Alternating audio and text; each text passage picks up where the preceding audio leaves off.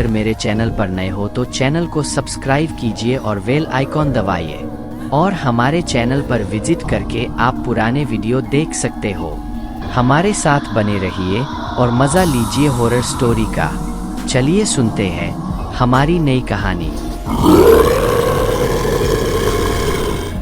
Hello दोस्तों, नमस्कार। भेड़िया part 2। अगर आपने पहला पार्ट नहीं सुना है तो सबसे पहले आप कहानी का पहला पार्ट सुनो। उसकी लिंक नीचे डिस्क्रिप्शन बॉक्स में दी गई है। पहला पार्ट सुने बगैर आपको यह कहानी बिल्कुल भी समझ में नहीं आएगी। चलिए शुरू करते हैं हमारी इस कहानी को आगे। अब तक कहानी में आपने जाना कि रवि अपने 3 दोस्तों की जान भेड़िए के हमले में गंवा देता है और गांव के शिकारियों के साथ अपने दोस्तों की हत्या का बदला लेने के लिए उस जंगल में चला जाता है। लेकिन रवि को अभी तक कोई सफलता नहीं मिली। उस गांव में भेड़िया आक्रमण कर देता है और कई सारे निर्दोष गांव वालों को मार डालता है। वह पूरा गांव उस भेड़िए के आतंक से खौफ में था। गांव में रात के सन्नाटे में मातम पसरा हुआ था। किसी भी जानवर पक्षी की आवाज उस गांव में नहीं आ रही थी। पूरा गांव उस भेड़िए के आतंक से जकड़ा हुआ था। किसी की समझ में नहीं आ रहा था कि गांव से उस भेड़िए के आतंक को कैसे खत्म किया जाए। सभी गांव वाले खौफजदा थे। इधर रवि भी अपने घर वापस लौट आया, पर उसकी आंखों में उस भेड़िए का अजीब सा खौफ था। वो अपने दोस्तों की मौत का गम भूल नहीं पाया था। तिल तिल करके रवि जी रहा था। उसकी आंखों के सामने उसके दोस्तों की वो भयानक मौत का मंजर और उस भेड़िए का खौफनाक चेहरा आ रहा था। रवि जब भी सोने के लिए जाता, उसके दोस्तों की मौत की वो भयानक चीखें बार बार उसके कानों में पड़ रही थी। इस वजह से रवि रात भर सो नहीं पाता है। उसके दिमाग में सिर्फ एक ही बात चल रही थी, मुझे किसी भी कीमत पर उस भेड़िए से अपने दोस्तों की मौत का बदला लेना है। मैं अपने दोस्तों की कुर्बानी यूं ही जाया नहीं होने दूंगा। रवि बदला लेने के लिए गांव की ओर निकल पड़ता है, पर गांव में पहुंचने से पहले वो एक तांत्रिक के पास जाता है ताकि तांत्रिक से वो सीख सके कि किस प्रकार उस खूंखार भेड़िए को वो मार सके। तांत्रिक के पास पहुंचने पर उसे पता चलता है कि वो कोई सामान्य भेड़िया नहीं, बल्कि खूंखार आदमखोर भेड़िया है। उसको मारना हर किसी के बस की बात नहीं है।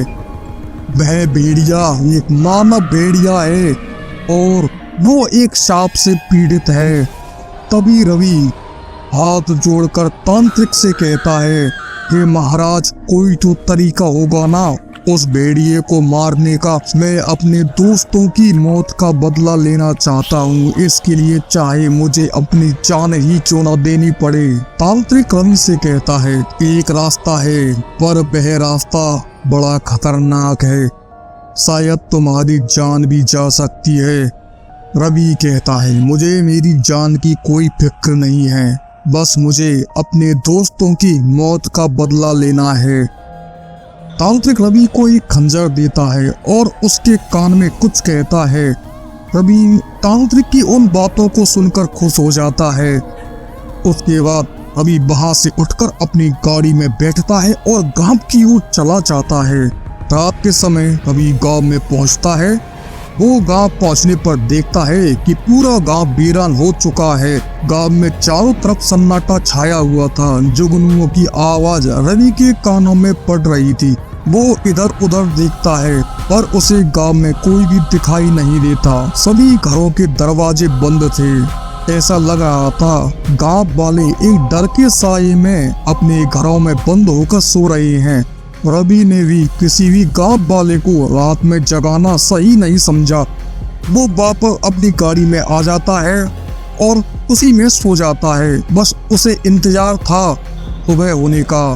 सुबह होने पर गांव वाले अपने घरों से बाहर निकलते हैं। रवि भी गाड़ी से बाहर निकलता है। गांव वाले रवि को देखकर कहते हैं, जब से तुमने हमारे गांव में कदम रखे हैं, हमारा गांव शमशान बन चुका है। और पूर्णिमा की रात वो भेड़िया आता है और हमारे गांव के निर्दोष लोगों को मारकर अपने साथ ले जाता है। चले जाओ हमारे गांव से, वरना तुम्हारी मौत बहुत भयंकर होगी। वो भेड़िया तो तुमको नहीं मारेगा, उससे पहले हम तुम्हें मार डालेंगे। तुम हमारे गांव के लिए मनहूस हो। तभी गुस्से में आकर कहता है, मैंने भी अपने 3 दोस्तों को खोया है और मैं उस भेड़िए को मारने आया हूँ। मैं अपने दोस्तों की मौत का बदला उस भेड़िए को मार कर लूंगा।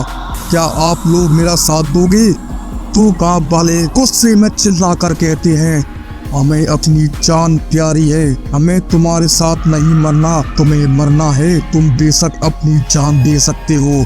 रवि कहता है, अभी भी तुम डर के साए में जी रहे हो, तिल तिल कर मर रहे हो, तुम्हारे सिर पर मौत मंडरा रही है। क्या वो डर के साए में तुम्हारा जीना सही है? तभी गांव का सरपंच धनीराम वहां आ जाता है। सरपंच धनीराम रवि से कहता है, बाबूजी, गांव वालों को बरगलाओ नहीं और चुपचाप गांव से चले जाओ, तुम्हारा फायदा इसी में है। पर रवि कहता है, मैं तुम्हारे गांव में रुकना भी नहीं चाहता, लेकिन मेरे दोस्तों की मौत का बदला लिए बगैर मैं कहीं जाऊंगा भी नहीं। तभी गांव के 4 लोग भी रवि के साथ बोल पड़ते हैं और गांव वालों को चुप कराते हुए कहते हैं, चुप हो जाओ तुम सभी, हमारे कितने गांव वालों की उस भेड़िए ने जान ले ली और तुम अभी भी चुप कर बैठे हुए हो, शर्म आनी चाहिए तुम्हें। वो रवि से कहते हैं, हम भी आपके साथ हैं, हमारे बच्चों और गांव की भलाई के लिए अगर हमारी जान भी चली जाए तो कोई गम नहीं। उनकी बातें सुनकर गांव वालों को भी थोड़ी हिम्मत आती है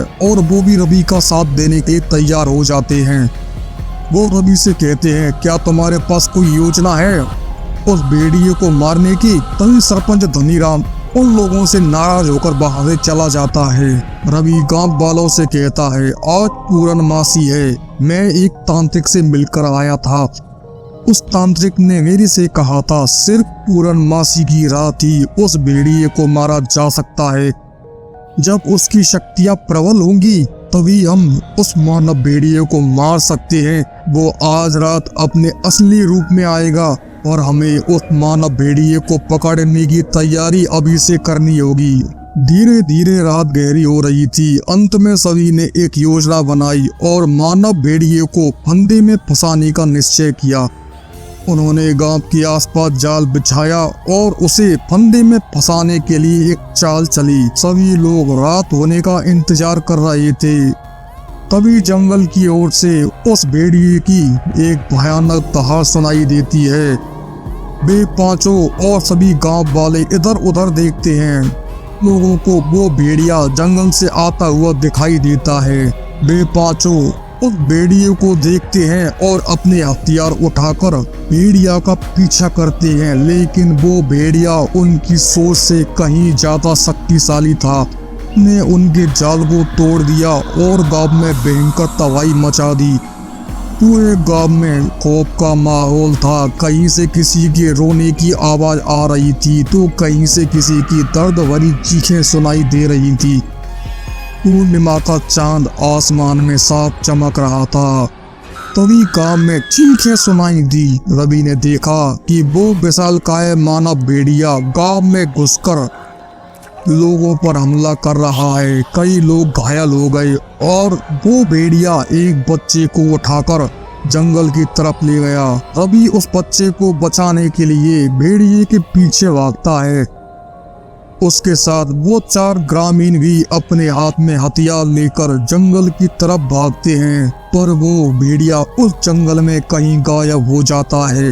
जंगल में एक अजीब सी खामोशी छा जाती है। रवि उन चारों से कहता है, हम इकट्ठे होकर उस भेड़िए का कभी पीछा नहीं कर सकते, इसलिए हमें 2 टीमें बनानी है। एक जंगल के इस तरफ जाएगा और एक बाईं तरफ। तो वे चारों लड़के कहते हैं हम 3 एक हो जाते हैं और आप 2 हो जाइए। रवि कहता है बिल्कुल सही। वो 2 टीमें बनाकर जंगल में अंदर की तरफ भेड़िए को ढूंढने के लिए चले जाते हैं। रवि के साथ एक लड़का जाता है और वे तीनों एक साथ जंगल में भेड़िए को ढूंढने के लिए चले जाते हैं।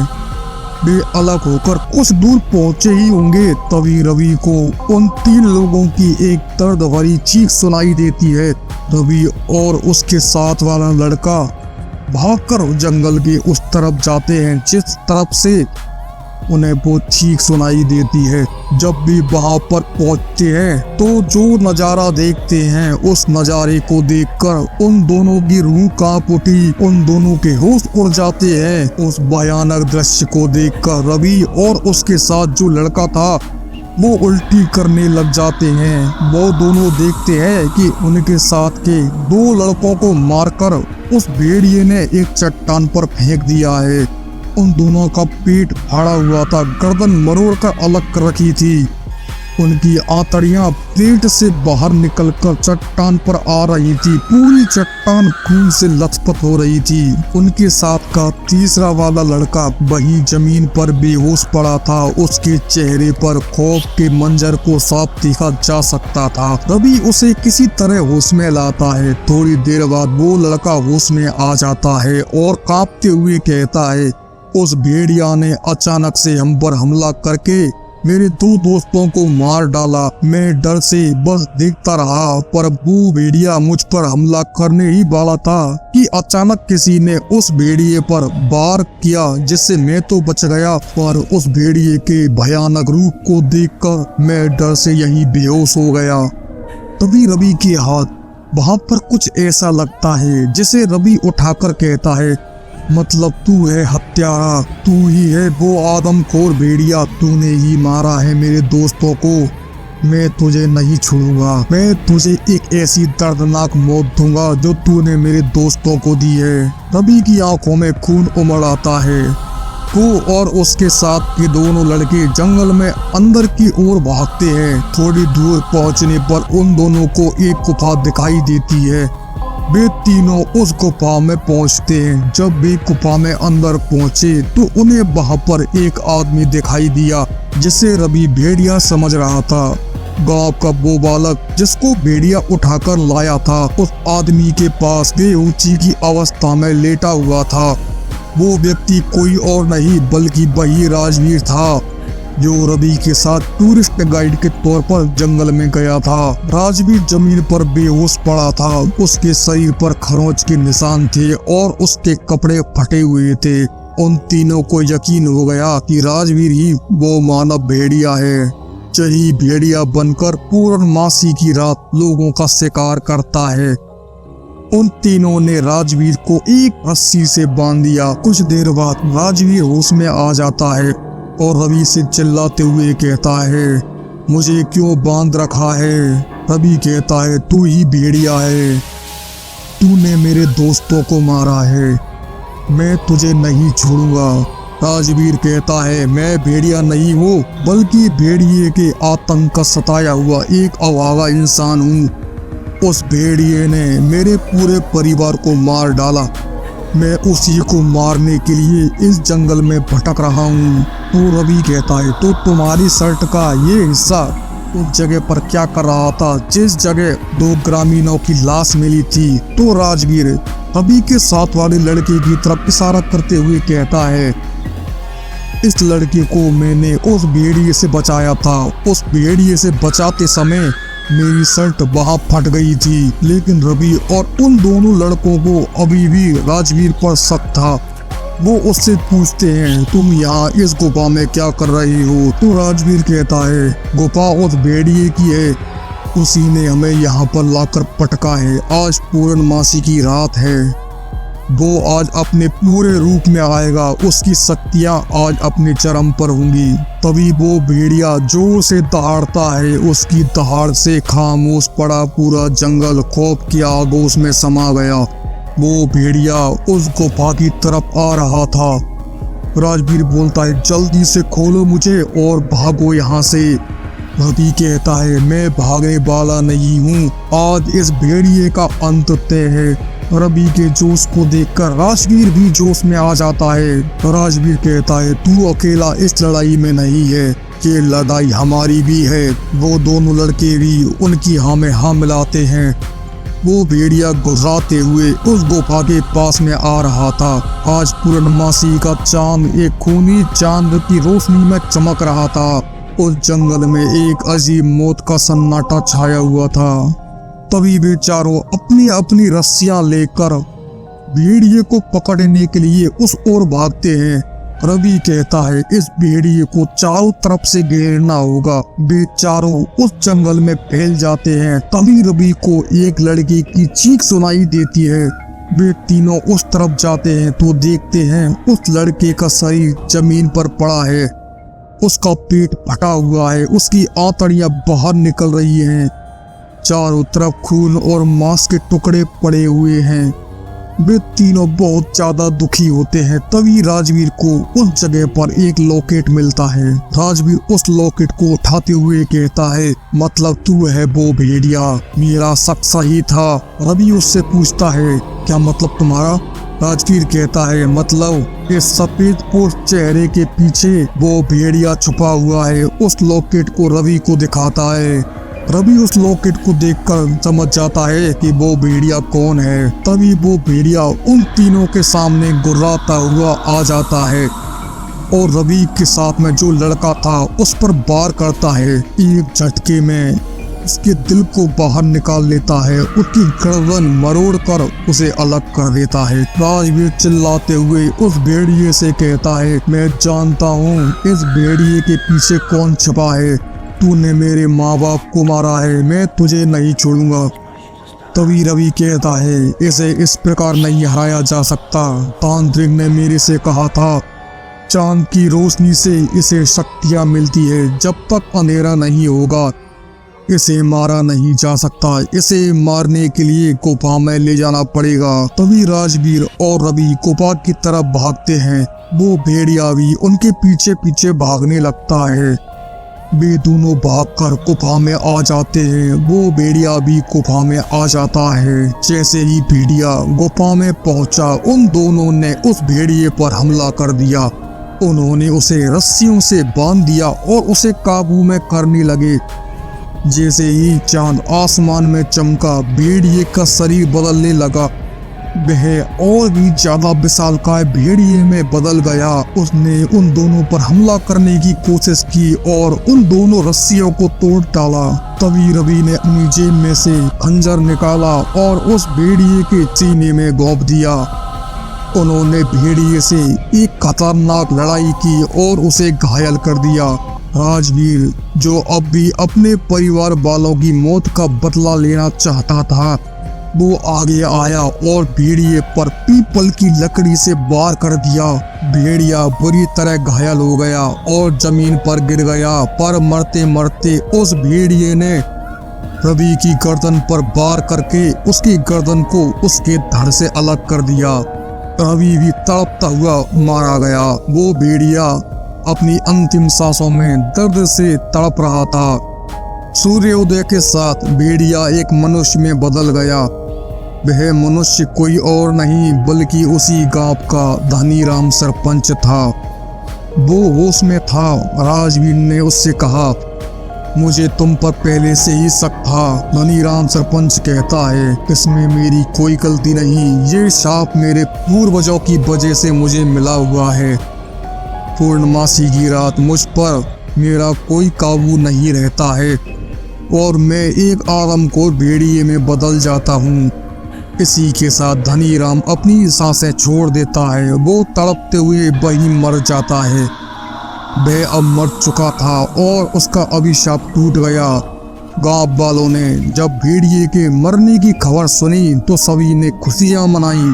उन्होंने मानव भेड़िया के आतंक से मुक्ति पा ली थी। लेकिन इस युद्ध में कई लोगों ने अपनी कुर्बानी दे दी। जिनमें से रवि और उसके साथ आए हुए 4 गांव वाले भी थे। दोस्तों, यही थी आदमखोर मानव भेड़िया की कहानी। तो कैसी लगी आपको हमें जरूर बताएं, और इसी तरह की कहानी सुनने के लिए हमारे साथ बने रहें। प्लीज हमारे चैनल RK हॉरर स्टोरी को सब्सक्राइब कीजिए और वीडियो को ज्यादा से ज्यादा अपने दोस्तों के साथ शेयर कीजिए। धन्यवाद दोस्तों।